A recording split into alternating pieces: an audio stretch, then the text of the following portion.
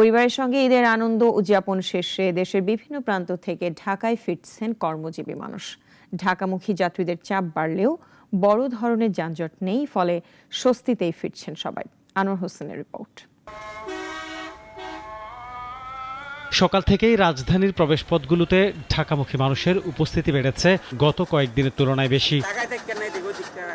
এবারের ঈদে সরকারি ছুটি 14 জুন পর্যন্ত থাকলেও অধিকাংশ বেসরকারি প্রতিষ্ঠানের ঈদের ছুটি শেষ হয়ে গেছে। তাই জীবিকার তাগিদে রাজধানীতে ফিরছেন অনেকে।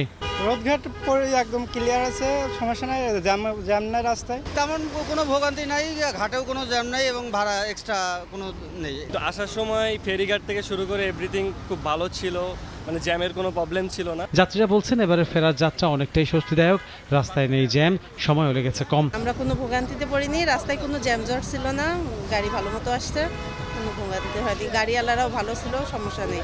ভালোই, এবার পরিবেশটা ভালোই পাইছি, বুঝছেন। রাস্তায় কোনো যানজট ছিল না, আমি স্বস্তির সাথে আর কি যাত্রা করতে পেরেছি। ঈদ ফেরত যাত্রায় ট্রেন ভ্রমণ নিয়েছিল মিশ্র প্রতিক্রিয়া, স্বস্তি অস্বস্তি দুই ছিল ট্রেন ভ্রমণে। ট্রেনের জার্নি মোটামুটি ভালো ছিল, বাট কথা হচ্ছে ট্রেন টাইম মতো আসে না। ভিতরে অনেক জ্যাম ছিল, কিন্তু ভোগান্তি হয়েছে, লাস্ট মুহূর্তে গিয়ে সিট পাওয়া গেছে। ট্রেনটা একটু স্লো ছিল কারণ প্রচুর ওয়েট হয়ে গেছিল।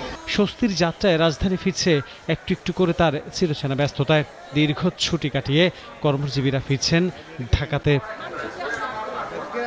আনোয়ার হোসেন, নাগরিক, ঢাকা।